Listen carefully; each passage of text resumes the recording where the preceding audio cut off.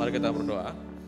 Tuhan, betapa lemah kami berdiri di hadapan-Mu, betapa tidak mampu kami mengenal Engkau Allah yang tidak terbatas. Karena kami memohon Engkau yang membuka mata kami, membuka hati kami memohon Engkau yang mewahyukan diri-Mu kepada kami, karena tanpa Engkau yang membuka diri-Mu kepada kami tidak mungkin bisa mengenal Engkau. Tanpa Engkau yang berfirman kepada kami tidak bisa mengerti kehendak-Mu. Kami mau sekali lagi mendengar firman Tuhan. Tuhan, tolong kami supaya kami rendah hati terhadap kebenaran firman-Mu. Kami sekali lagi mau dengar firman Tuhan. Tuhan, tolong kami supaya kami dimampukan mengerti, memahami kebenaran-Mu yang melampaui akal pikiran kami. Berkati hamba-Mu dalam kelemahan bisa mengajarkan firman-Mu untuk setiap kami. Terima kasih Bapa, dalam Yesus kami berdoa. Amin. Shalom jemaat yang dikasihi Tuhan. Kita bersyukur hari ini bisa beribadah kepada Tuhan. Mari kita membuka Alkitab kita.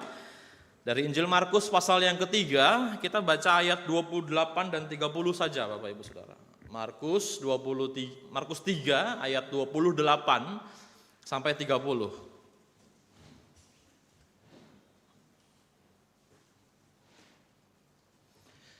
Markus 3 ayat 28 sampai 30.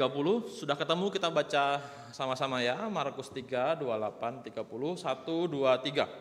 Sesungguhnya aku berkata kepadamu, semua dosa dan hujat anak-anak manusia akan diampuni. Ya, semua hujat yang mereka ucapkan. Namun siapa yang menghujat Roh Kudus tidak mendapat ampun selama-lamanya, melainkan bersalah karena berbuat dosa yang kekal.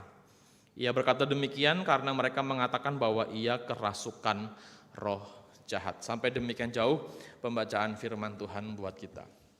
Bapak Ibu Saudara, ya sebagai pembina remaja tentu saya diharuskan banyak berinteraksi dengan media sosial. Jadi ada banyak anak-anak muda di sini, tolong merespon supaya khotbah ini awalnya dimulai dengan lucu ya. Kalau kalian nggak respon jadi jayus. Satu hal yang hari-hari ini sedang cukup ngetren di media sosial adalah video-video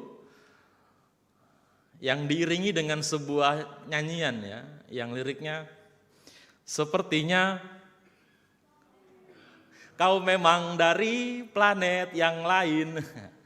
Buat Bapak Ibu Saudara yang nggak lihat media sosial tuh biasanya orang bikin video yang menunjukkan perilaku orang yang nggak wajar gitu ya, kayak makan pizza pakai nasi, makan bubur diaduk, terus dikasih video itu. Sepertinya engkau dari planet yang lain.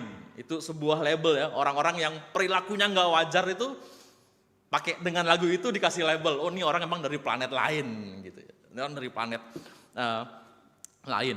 Nah Bapak Ibu Saudara, melabeli sesuatu tuh sebenarnya usaha manusia untuk bisa tetap berkuasa, bisa tetap memegang kendali terhadap sesuatu yang di luar pemahaman mereka, di luar pengetahuan mereka ya. Kalau kita melihat misalnya ada seorang wanita yang begitu cantik, begitu baik hati, wah segala macam kelebihan ada padanya, kemudian menikah dengan seorang pria yang jelek, yang jahat, yang red flag terus gitu kan. Kita nggak ngerti kenapa nih orang bisa begitu, kenapa wanita cantik ini mau sama pria yang seperti itu. Kesimpulan kita kasih label ya, itu mah diguna-guna. Atau anak kita ya, nggak kenapa-napa tiba-tiba sakit demam, pilek, kayaknya udah dijaga baik-baik, apapun suka sakit tiba-tiba kita kasih label, HP terus gitu-gitu.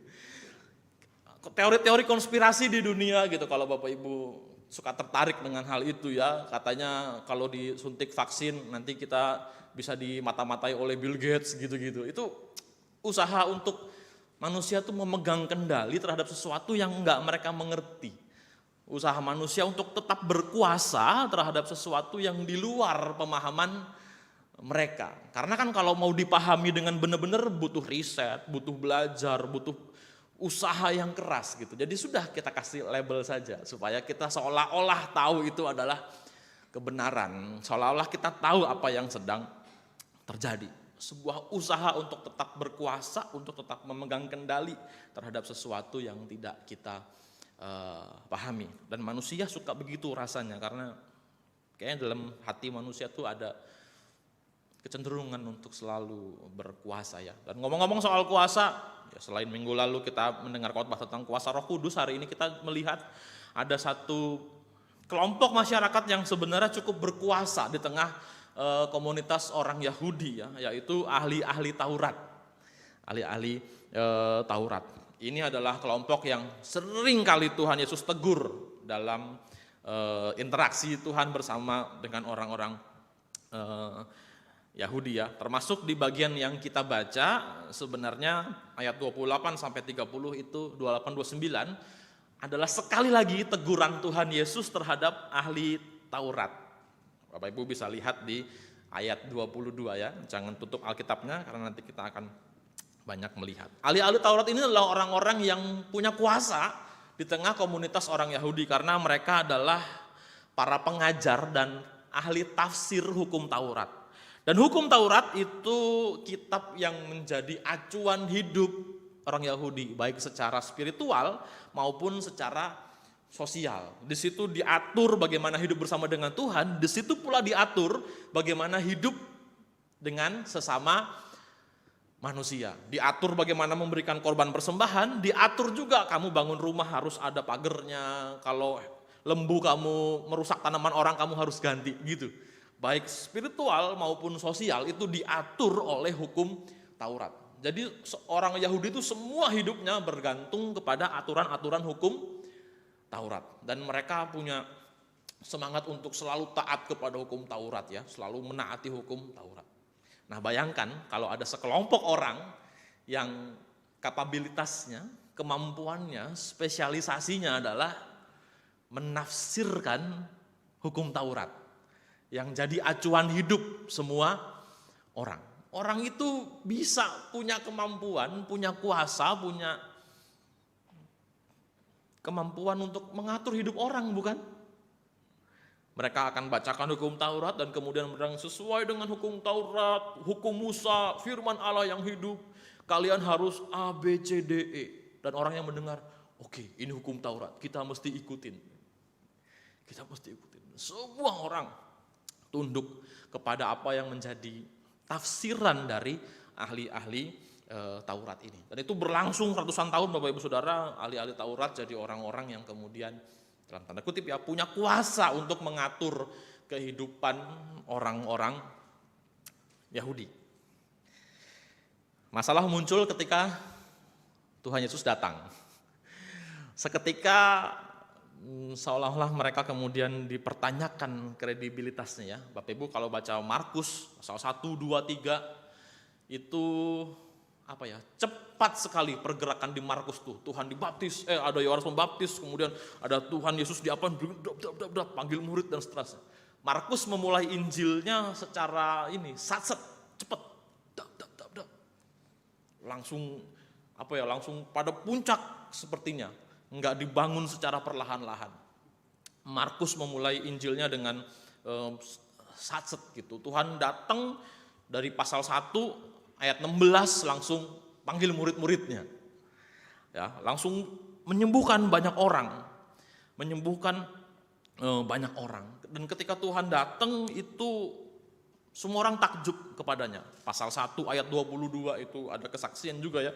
Semua orang takjub kepada Tuhan Yesus dan seringkali dikontraskan dengan ahli-ahli Taurat. Ya, pasal 1 ayat 22 misalnya.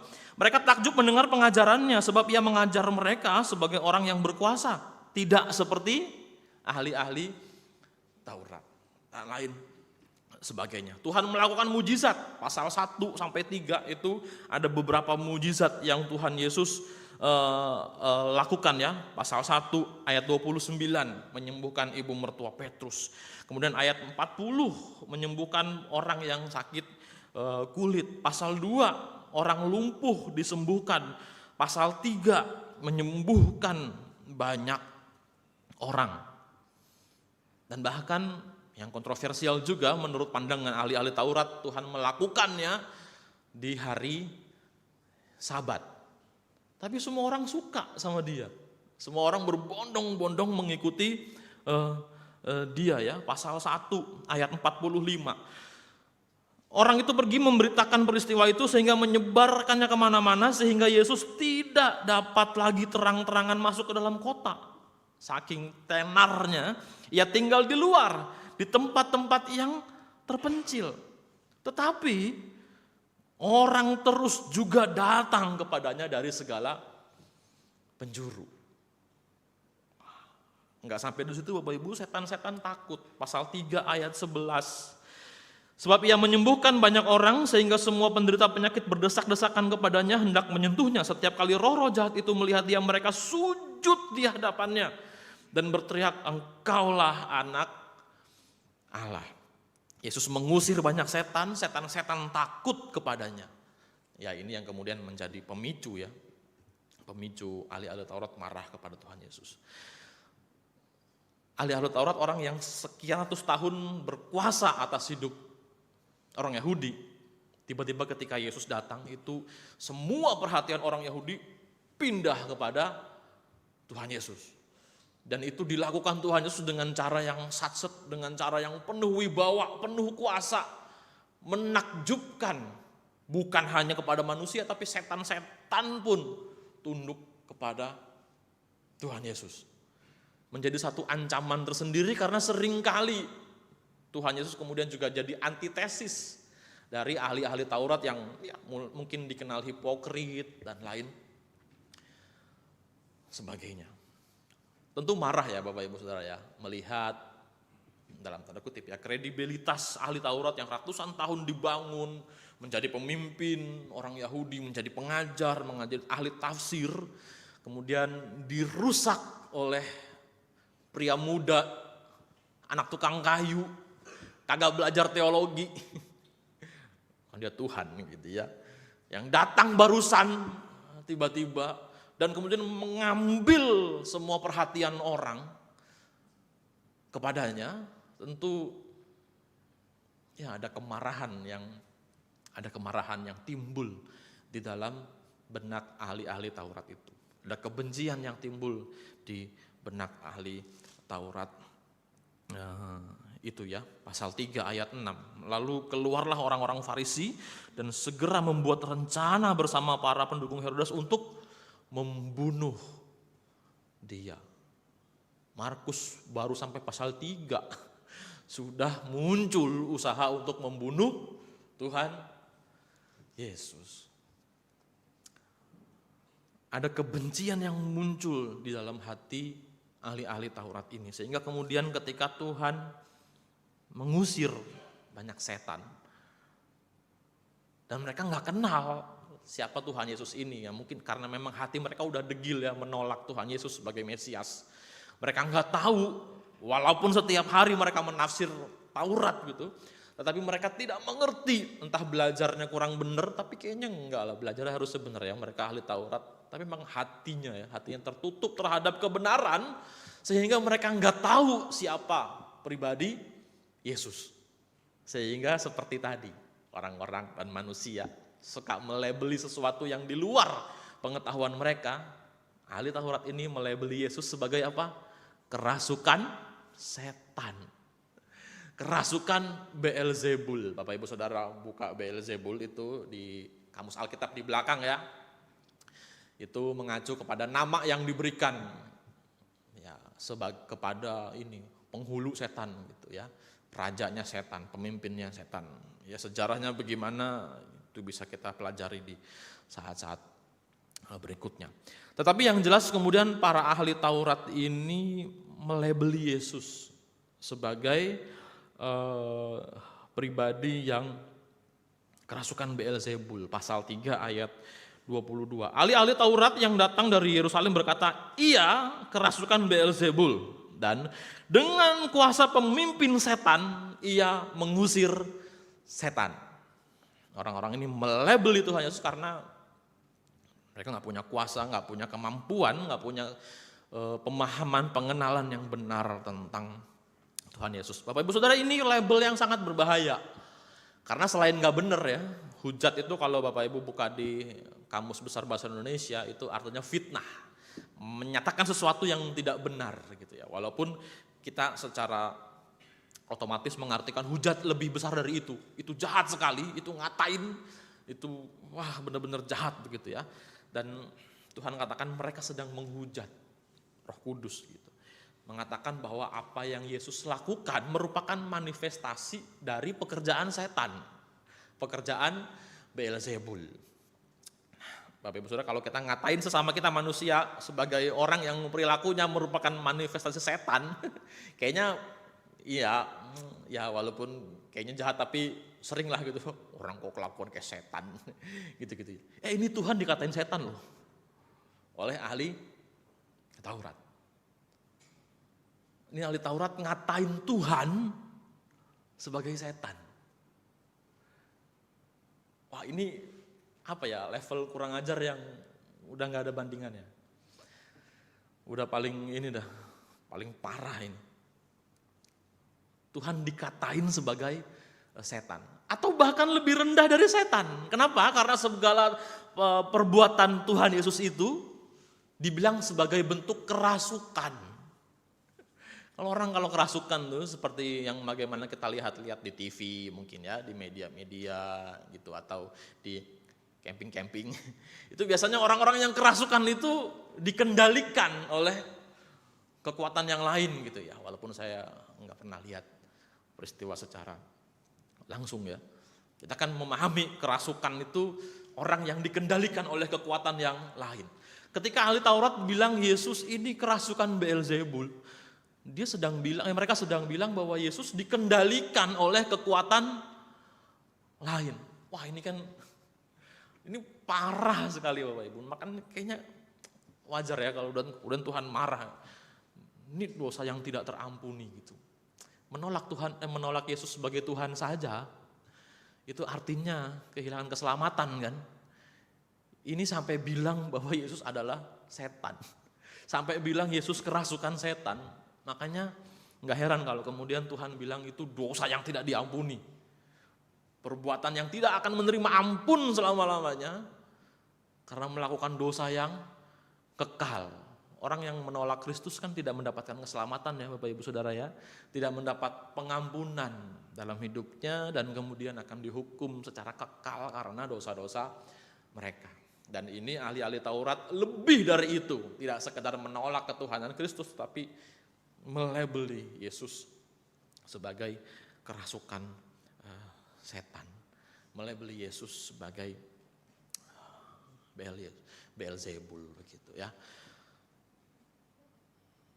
Bapak Ibu Saudara, sebenarnya apa yang sedang dilakukan Tuhan Yesus sih? Apakah dia seperti sengaja memprovokasi gitu, ketika dia bilang ini oleh Taurat ini yang menghujat Roh Kudus ini mereka tidak akan diampuni dosanya karena mereka berdosa secara kekal. Atau apakah Tuhan ini ya kayak udah ampun-ampunan lah, udah sampai puncak kemarahannya begitu terhadap orang. Apakah Tuhan dalam tanda kutipnya iseng gitu memprovokasi, atau Tuhan seperti tidak mampu menahan emosinya, menahan amarahnya begitu ya Bapak Ibu Saudara.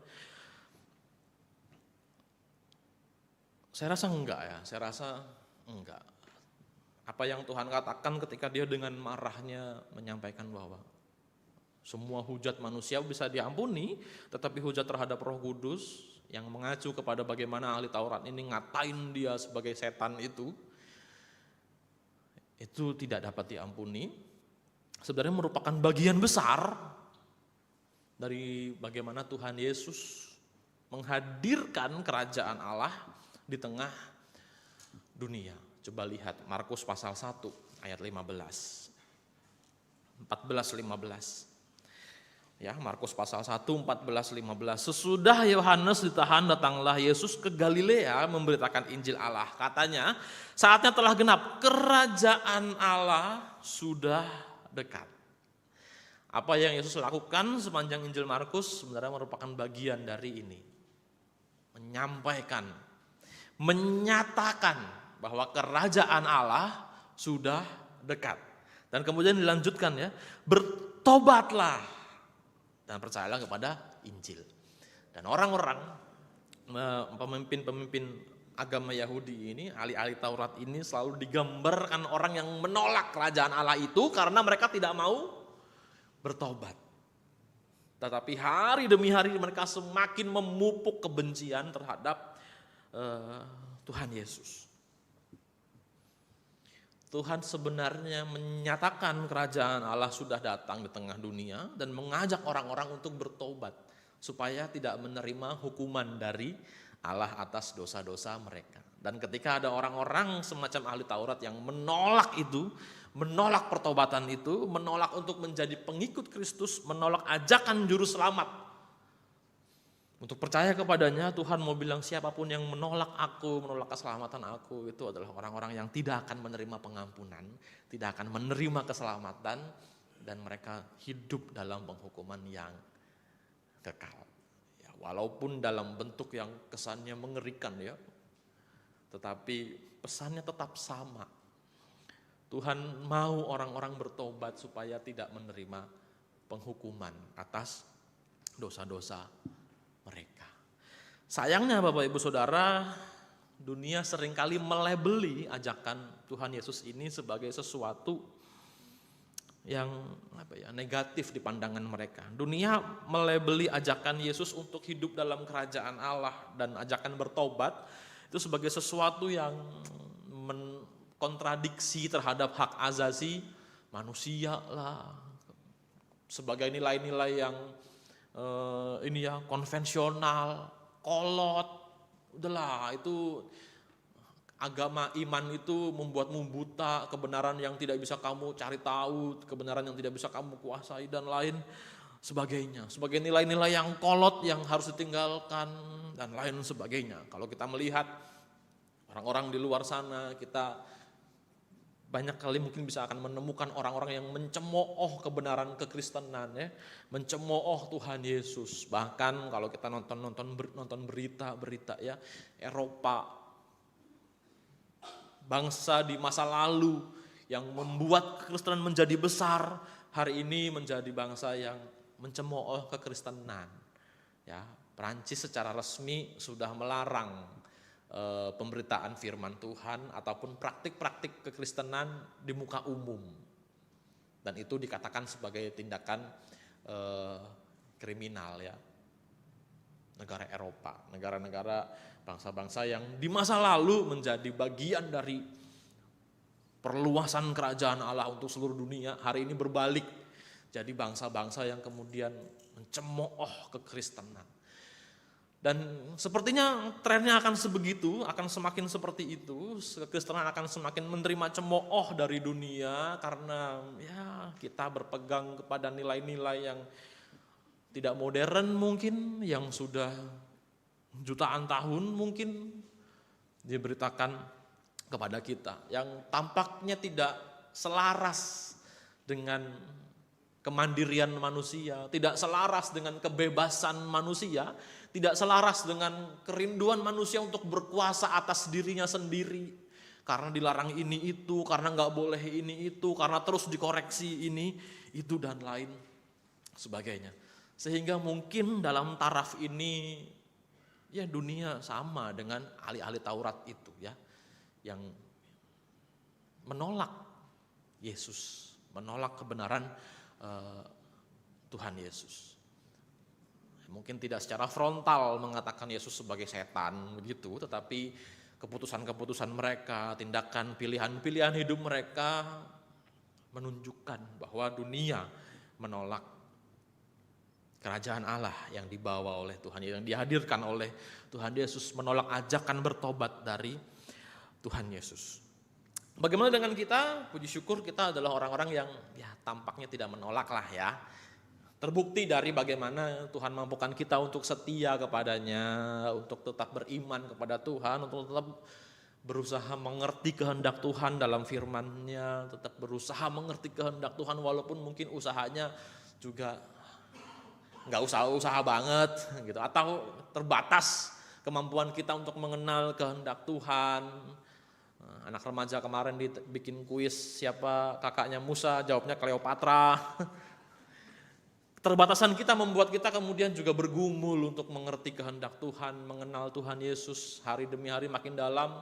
Itu kita terbatas, tapi kayaknya kita bukan orang-orang yang secara frontal menolak Tuhan Yesus lah ya, secara frontal menolak kebenaran-kebenaran Tuhan, enggak. Tetapi kita perlu menyadari bahwa hidup dalam kerajaan Allah dan ajakan untuk bertobat seringkali tidak menyenangkan Bapak Ibu Saudara ya. Karena kita jadi kehilangan kendali atas pilihan-pilihan kita. Sebab ketika kita mau menentukan sesuatu, kita nggak bebas lagi. Kita mesti melihat, oh firman Tuhan melarang ini atau tidak. Oh Tuhan suka ini atau tidak. Tuhan marah ini atau tidak. Ada faktor lain ya, yang harus kita pertimbangkan selain keinginan-keinginan kita.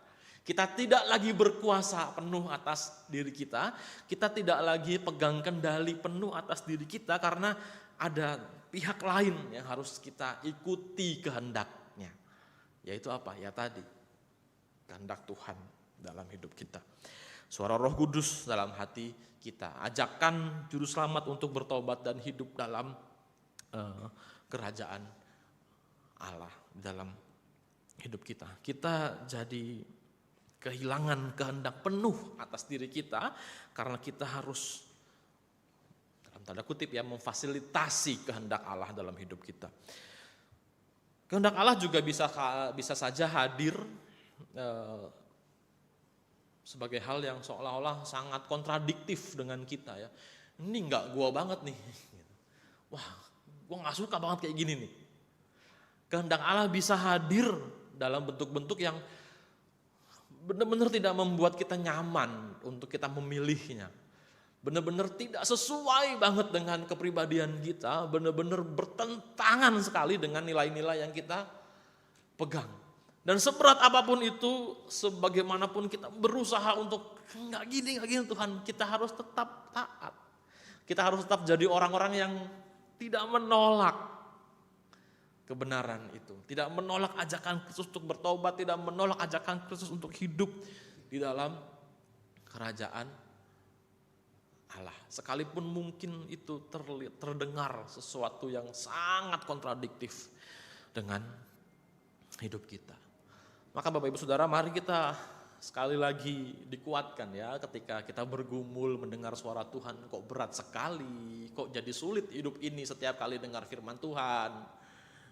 Ya ingatlah kita bukan bagian dari ahli Taurat yang menolak Kristus, ingatlah kita bukan bagian dari dunia yang menolak Kristus, kita bukan bagian dari orang-orang yang dosanya tidak diampuni karena setiap minggu kita selalu diingatkan kita sudah menerima pengampunan dari Tuhan dan kita belajar ya walaupun berat, walaupun kita kemudian tidak lagi punya kuasa penuh untuk menentukan pilihan-pilihan hidup kita karena kita mesti ngikutin suara Tuhan, kita perlu terus belajar sungguh-sungguh mengikuti apa yang menjadi kehendak Tuhan buat kita.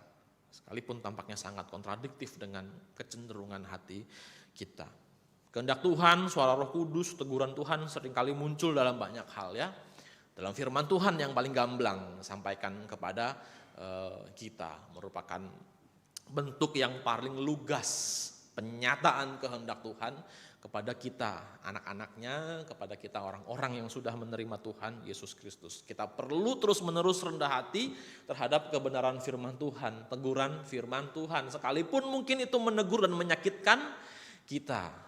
Jadi kalau dengar khotbah kemudian kesindir, harusnya sebagai orang-orang Kristen yang percaya kepada Tuhan, tidak kemudian jadi sakit hati dan meninggalkan gereja, meninggalkan Tuhan. Tidak. Itu memang bagian dari firman Tuhan, bagian dari suara Roh Kudus yang seringkali kontradiktif dengan diri kita. Sebaliknya kita perlu, oke, ini enggak menyenangkan buat saya, oke ini menyakitkan hati saya, oke ini nyindir saya, tapi saya harus rendah hati. Saya tidak berkuasa lagi atas diri saya. Saya harus mengikuti kuasa Tuhan melalui firman yang disampaikan kepada kita. Di antara kita yang mungkin berpikir, wah hari-hari ini firman negur gua terus, nyindir gua terus, gua pindah dah, bertobat. Tetap setia mendengarkan firman Tuhan sekalipun itu menyakitkan buat diri kita yang berdosa ini. Suara Roh Kudus, kehendak Tuhan juga bisa hadir lewat hikmat Allah yang diberikan kepada orang-orang tertentu dalam hidup kita. Pemimpin-pemimpin kita, para hamba Tuhan, itu menjadi bagian dari hikmat Allah untuk gereja, untuk jemaat Tuhan. Maka kita juga perlu dengan rendah hati mendengarkan mereka. Sekalipun mungkin apa yang mereka sampaikan dalam hikmat Tuhan itu rasanya berbeda sekali dengan keyakinan-keyakinan kita di masa lalu, mungkin dengan prinsip-prinsip selama ini, dengan kebiasaan-kebiasaan yang sudah bertahun-tahun kita lakukan. Orang percaya perlu tetap rendah hati untuk mendengarkan suara Tuhan lewat hikmat Allah yang diberikan kepada orang-orang tertentu yang Tuhan panggil untuk menolong kita sebagai gereja Tuhan. Kita mungkin punya nilai-nilai moral yang dunia anggap hari ini konservatif ya, dunia anggap ini ketinggalan zaman, tetapi kita juga perlu rendah hati untuk, terutama yang muda-muda ya, hal-hal yang terdengar kolot mungkin juga bisa menjadi bagian dari kebenaran firman Tuhan buat kita. Pun demikian dengan jemaat-jemaat dewasa. Hal-hal yang tampaknya, kok sekarang begini sih? Kok sekarang kayak gini sih? Bisa jadi itu juga bagian dari suara Allah untuk membentuk setiap kita. Pada dasarnya kita perlu rendah hati untuk peka mendengar suara Tuhan, ajakan Tuhan untuk hidup dalam kerajaan Allah dan untuk hidup dalam pertobatan. Kiranya kita tidak menjadi orang-orang yang menolak Kristus, menolak kerajaan Allah yang sudah dihadirkan dan menolak pertobatan. Tetapi kita jadi orang yang terus rendah hati menerima teguran-teguran dari Tuhan sekalipun mungkin itu terdengar kontradiktif dengan keyakinan-keyakinan dan kebiasaan hidup kita. Mari kita berdoa. Bapak, terima kasih untuk firman yang Kau berikan kepada kami, ajar kami untuk terus rendah hati di hadapan Tuhan, tunduk kepada kehendak-Mu dalam hidup kami, sekalipun mungkin apa yang Tuhan katakan kepada kami, kebenaran-kebenaran Tuhan tampak sangat berbeda, sangat tidak nyaman dengan apa yang menjadi keyakinan, kebiasaan diri kami, nilai-nilai yang kami pegang, tetapi kami mau terus belajar rendah hati. Kami bersyukur kami orang-orang yang dalam pertolongan-Mu menjadi orang-orang yang tidak menolak kebenaran-Mu. Tolong kami untuk selalu bisa seperti itu. Terima kasih Bapak untuk firman-Mu, Tuhan Roh Kudus yang memeteraikannya di dalam hati setiap kami. Dalam nama Tuhan Yesus kami berdoa dan bersyukur. Amin. Tuhan memberkati kita semua.